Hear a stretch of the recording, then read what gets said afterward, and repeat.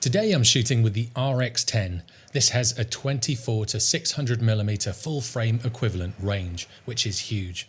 Obviously this camera has a tiny little sensor, but it'll be interesting to see how this copes. I've done street photography with a crop sensor and a full frame sensor with prime lenses, so I just want to see how different it is with this hybrid camera. Also this morning I'm out on my own. For all my previous sessions my wife has been with me, but she's working today, so it'll be interesting to see how different it feels shooting solo with this much zoom range.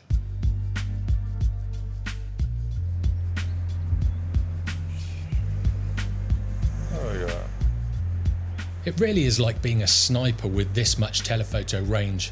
I can shoot people and have them big in the frame whilst being so far away.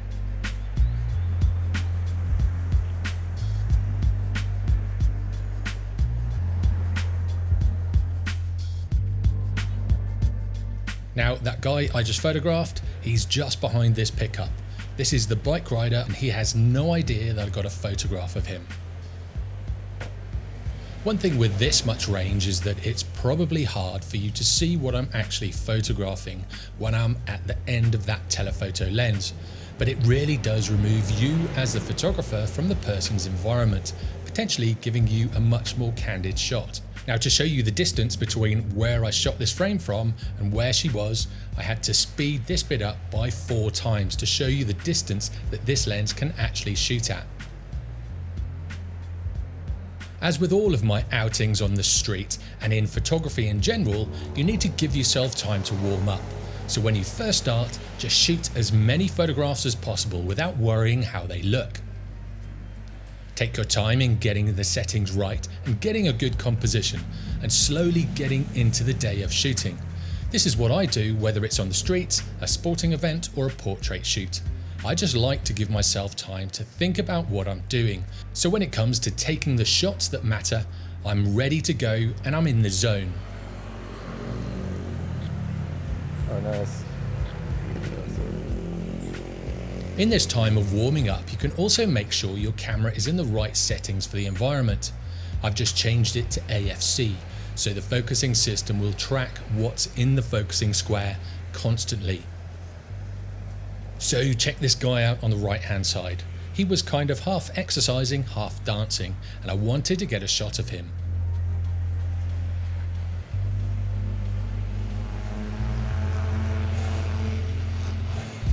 So I walked way past him so he didn't notice me and he just carried on doing his own thing.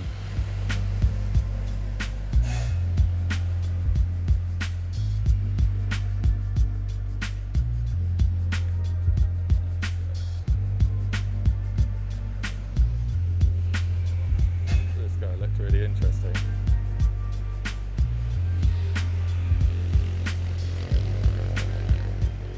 This first one is at 24mm and he's tiny in the shot. Look this way, look this way, look this way. Then this next one is zoomed in to about 450mm full frame equivalent. This really does feel like sniping as opposed to photography, especially with that 600mm range. Still haven't warmed up yet though.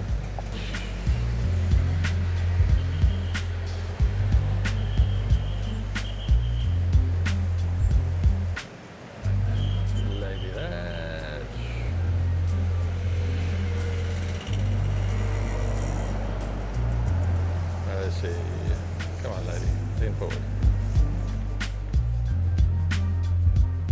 One thing I'm finding with my street photography is that I keep photographing in the portrait orientation, but these two shots worked better as a landscape, so as that horizontal aspect ratio, so I just cropped in afterwards when editing. So next time I need to focus on getting more horizontals. Now again I'm going to show you the distance. The lady that I just photographed is just on the left hand side. The one great thing with this camera is that not only can you shoot at that really long telephoto end, but it's really handy to zoom all the way out to 24mm.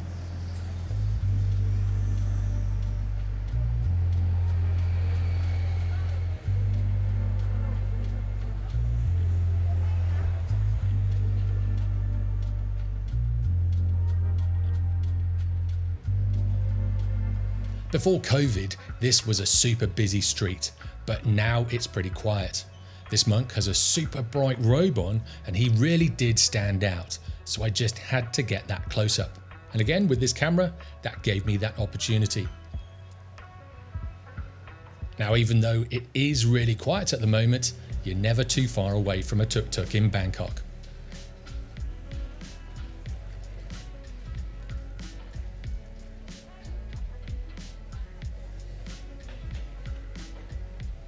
I quite like this next shot, but it would have been even better if the monk had been walking towards me.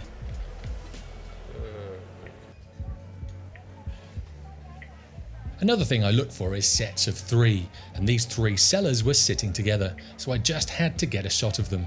Although it's quite hard to smile through a mask, I just took the shot and then carried on walking. This tuk-tuk coming towards me is really bright and stands out so much. It's just a shame I didn't have a polarizer to reduce the reflection on the window to see the driver's face a little bit more. Now this guy on his bike, he looked super scary and super intimidating. I did kind of bottle it on getting a shot of him when he was coming towards me, but I did get a couple of shots of him riding away from me. I think if I had have got a shot of him coming towards me, it would have been 10 times better, but like I said, I did bottle it. If you're ever in Bangkok and you want a photograph of a monk on the streets, the mornings are the best time to come out. They're obviously very wise and avoid the hot midday sun and heat.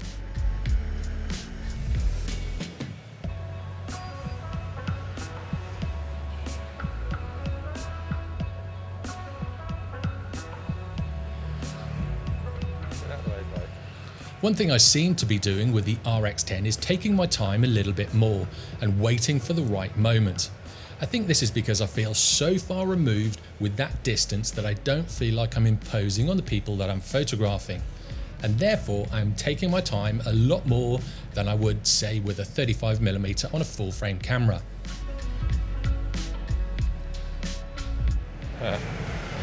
Processing in 1 hour, old school sign.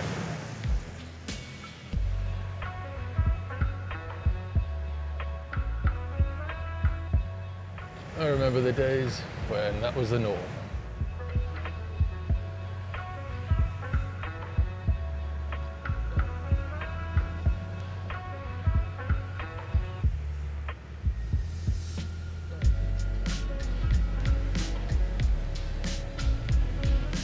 One other thing with this ridiculous focal range is that you can capture buildings in the distance up close. You just have to zoom right in on them and fill the frame with that subject. Also, whenever I cross these footbridges, I can't help but take a few shots of the traffic with slower shutter speeds. I do think it could be growing into a little bit of an addiction.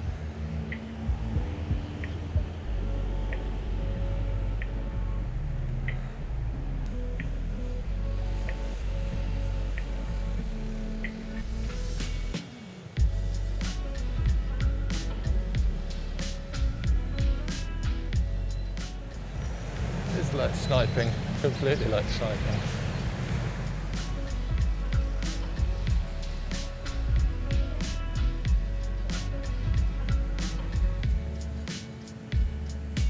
Even though it's only 6:30 AM, the street vendor to my left was cooking some pretty strong chilies.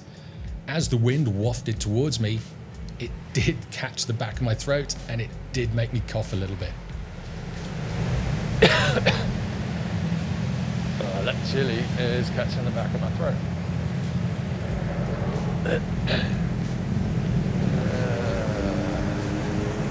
Let's go shut up.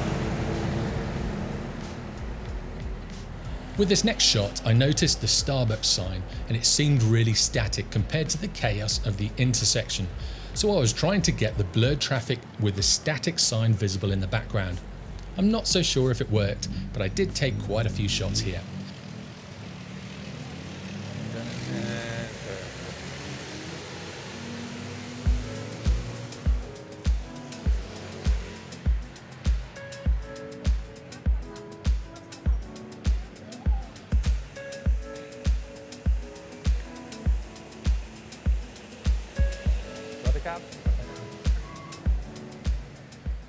Sometimes you'll be wandering along and see something you just have to photograph. This dog and his owner was pretty cool, and so I just squatted down and let them pass whilst photographing them. They didn't seem to mind too much either. I just got up, said hello and carried on walking. It was at this point that the sun finally broke through the clouds, so I thought the shadows of the bikers and cars on the street were quite interesting. So again, I ducked right down, got the camera close to the floor and got some shots of them.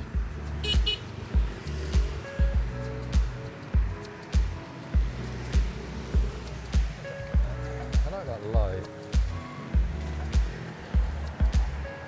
One thing with having that zoom range is that if you spot someone you want to photograph on the other side of the road, you can just zoom in on them instead of crossing the street. So if they're giving a nice reaction, you just zoom in, get a shot of them really quickly and move on.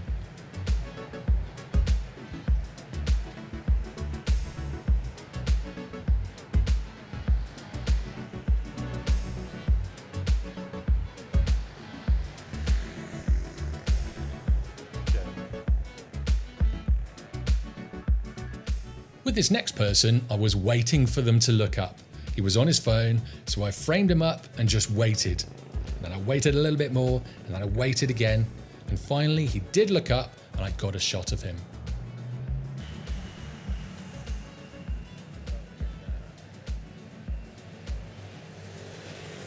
Also, having the focal length gives you the opportunity to shoot between lampposts, using them as sides to the frame.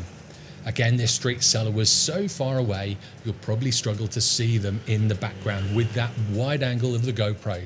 But I used the posts to frame her up, and then she looked up towards me, so I got this second shot as well.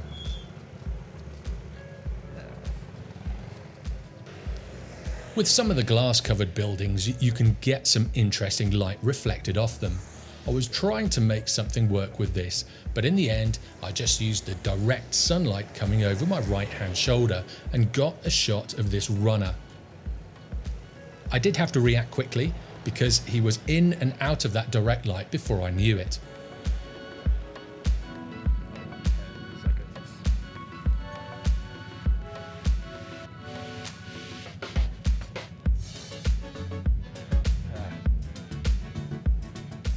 With this busy intersection in front of me, I wanted to get movement in that traffic again.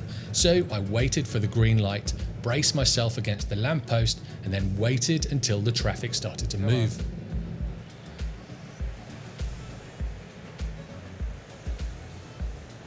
One thing I was finding with the long focal lengths is that you really had to let your hands settle before taking the shot. I'm just glad I hadn't had too much coffee before coming out to shoot this morning.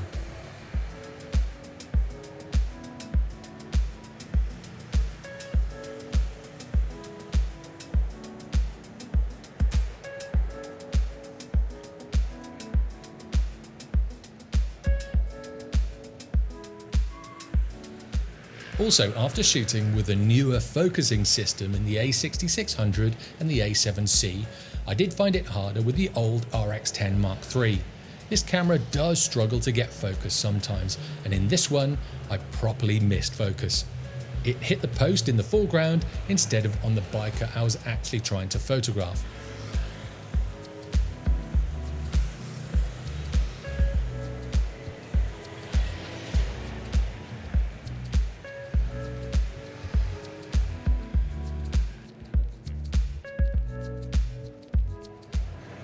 Beer.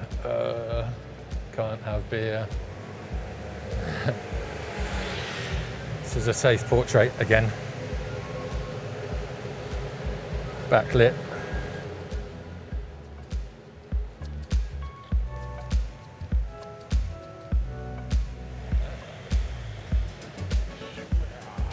Now in Bangkok, as we have the SkyTrain, known as the BTS, it gives some interesting shadows and highlights, so you can get some darker parts to your frame with highlighted subjects, like this security guard. Now, if you're crossing the street and you spot an interesting photograph, so basically you're standing in the middle of the road whilst taking a photo, make sure to keep an eye all around for cars and bikes. One really good thing about the BTS is it drops loads of shadows on the streets. So you get shadows and highlights everywhere, even in the middle of the day, which is really cool. But it's finding them, that's the tricky bit. The BTS also gives some interesting frames to shoot with all of that concrete. Sometimes it works and other times it doesn't.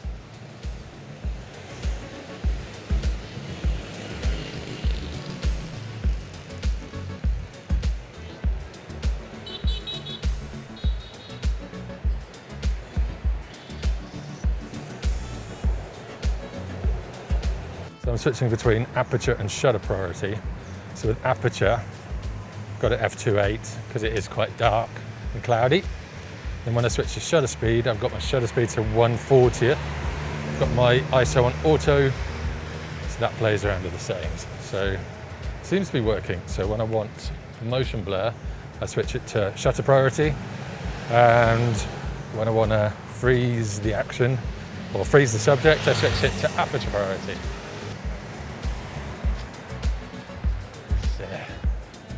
Stay there.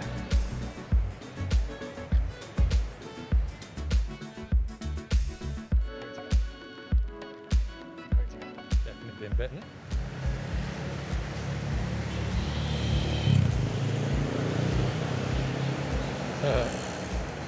Someone's hiding. Let's go.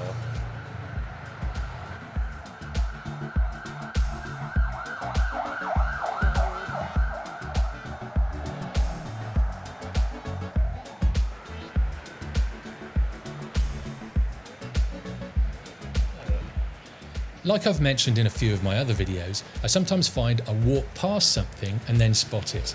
If you find this, don't worry about going back and photographing it. This will help you get the shots that you want. It will help build your awareness of what you're photographing and what you want to photograph.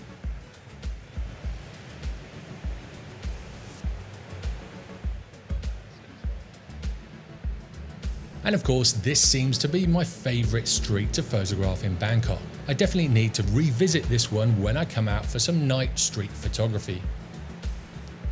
There was a guy walking down this street today, so I just waited for him to get to the bottom of my frame and then I got another shot.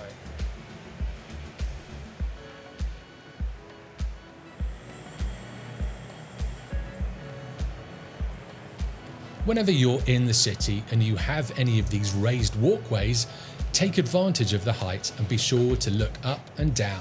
You can get some interesting points of view that you normally wouldn't be able to just at the street level.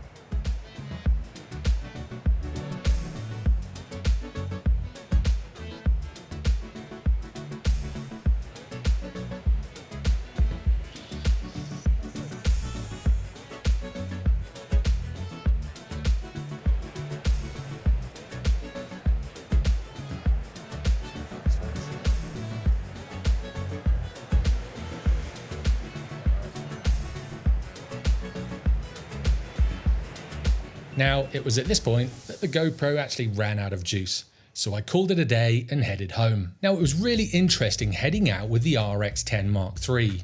I mentioned it a couple of times, but it really was like sniping. This was quite advantageous as I could get shots of people going about their business. However, it does give that voyeuristic look to the shot on the longer end of the lens. But having the full frame equivalent range of 24 to 600mm does make it very interesting, and it gives you the ability to get some wide angle shots as well as those super telephoto shots as well.